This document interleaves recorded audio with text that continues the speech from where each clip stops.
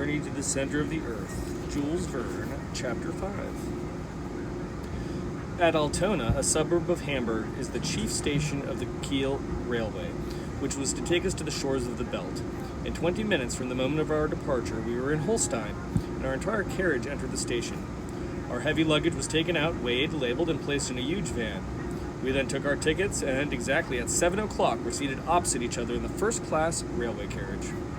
My uncle said nothing. He was too busy examining his papers, among which, of course, was the famous parchment and some letters of introduction from the Danish consul, which were to pave the way to an introduction to the governor of Iceland.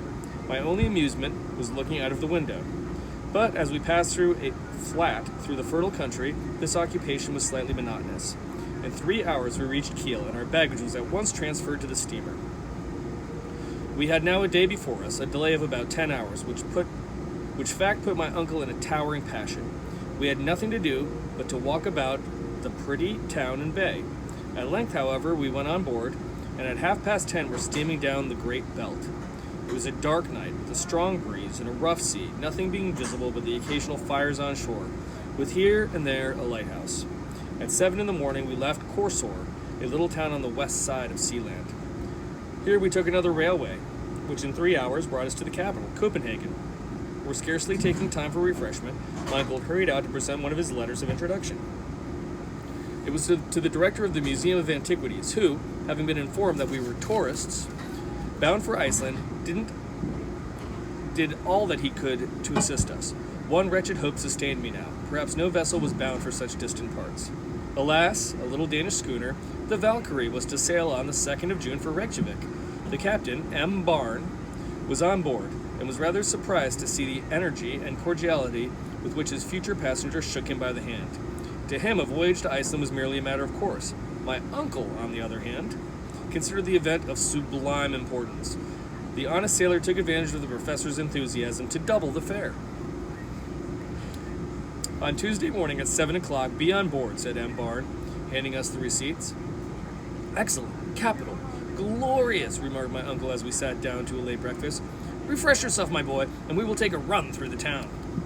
Our meal concluded, we went to the Kongsnæ Tower, to the king's magnificent palace, to the beautiful bridge over the canal near the museum, to the immense cenotaph of Thorwaldsen with its hideous naval groups, to the castle of Rosenborg, and to all the other lions of the place, none of which my uncle even saw, so absorbed was he in his anticipated triumphs. But one thing struck his fancy, and that was a certain singular steeple situated on the island of Amak, which is the southeast quarter of the city of Copenhagen. My uncle at once ordered me to turn my steps that way, and accordingly we went on board the steam ferry boat, which does the duty on the canal, and very soon reached the noted dockyard quay. In the first instance, we crossed some narrow streets, where we met numerous groups of galley slaves, with parti-colored trousers, gray and yellow, working under the order of the sticks of severe taskmasters, and finally reached the Vorfelser's Kirk. This church exhibited nothing remarkable in itself. In fact, the worthy professor had only been attracted to it by one circumstance, which was that its rather elevated steeple started from a circular platform, after which there was an exterior staircase, which wound round to the very summit. Let us ascend, said my uncle. But I never could climb church towers, I cried. I am subject to dizziness in my head. The very reason why you should go up. I want to cure you of a bad habit. But my good sir, I tell you, come. What is the use of wasting so much valuable time? It was impossible to dispute the dictatorial commands of my uncle. I yielded with a groan. On payment of a fee, the verger gave us the key. He, for one, was not partial to the ascent. My uncle at once showed me the way, running up the steps like a schoolboy. I followed as well as I could, though no sooner was I outside the tower than my head began to swim. There was nothing of the eagle about me. The earth was enough for me, and no ambitious desire to soar over entered my mind. Still, things did not go badly until I had ascended 150 steps, and was near the platform, when I began to feel the rush of cold air. I could scarcely stand when clutching the railings. I looked upwards. The railing was frail enough, but nothing to those which skirted the terrible winding staircase that appeared, from where I stood, to ascend to the skies. Now then, Henry. I can't do it, I cried. Accents of despair. Are you, after all, a coward, sir? Said my uncle in a pitiless tone. Go up, I say. To this there was no reply possible. and yet the keen air acted violently on my nervous system. Sky, earth, all seemed to swim round, while the steeple rocked like a ship. My legs gave way like those of a drunken man. I crawled up on my hands and knees. I hauled myself up slowly, crawling like a snake. Presently, I closed my eyes and allowed myself to be dragged upwards. "Look around you," said my uncle in a stern voice. "Heaven knows what profound abysses you may look to down. This is an excellent practice." Slowly, and shivering all the while with cold, I opened my eyes. What then did I see?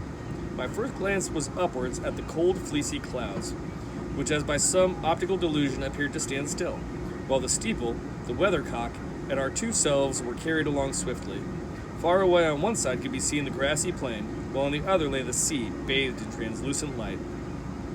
The Sund, or Sound as we call it, could be discovered beyond the point of Elsinore, crowned with white sails, which, at a distance, looked like the wings of seagulls, while the east could be made out the far-off coast of Sweden.